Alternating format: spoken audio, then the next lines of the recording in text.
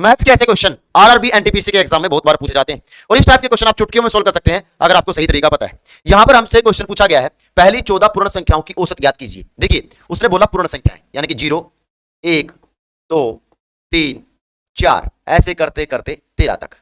14 पूर्ण संख्याएं तब होंगी जब हम 0 को भी इंक्लूड करेंगे।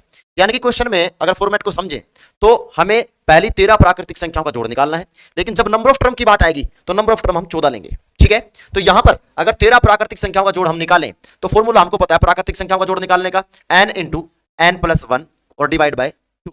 यहां पर n लास्ट टर्म होता है, नेचुरल नंबर में जो n होता है वो नंबर ऑफ टर्म भी होता है और लास्ट टर्म भी होता है। यहां पर नंबर ऑफ टर्म तो हम नहीं ले सकते क्योंकि हमारे पास 0 है, ठीक है, और नंबर ऑफ टर्म तो है 14, लेकिन हमें चाहिए 13 प्राकृतिक संख्याओं का जोड़। तो यहां पर हम n लेंगे 13, तो 13 गुणा में 14 और डिवाइड बाय 2। तो इस तरीके से 13 प्राकृतिक संख्याओं का जोड़ हमारे पास आ गया। लेकिन हमें निकालनी है एवरेज, और एवरेज निकालने के लिए हमें भाग करना होगा नंबर ऑफ टर्म से, क्योंकि एवरेज निकालने का फॉर्मूला क्या होता है, sum of all term divide by number of term. Sum of all term हमारे पास है और नंबर ऑफ टर्म कितनी है, 14 है। तो इस तरीके से एवरेज निकलेगी 13 गुणा में 14 डिवाइड बाय 2 इंटू में 14। 14 से 14 कट जाएगा और एवरेज निकल कर आ जाएगी 6.5, और वही हमारे क्वेश्चन का आंसर होगा। इस तरीके से इस क्वेश्चन का जो राइट आंसर होगा वो होगा 6.5। आई होप अच्छे से क्लियर।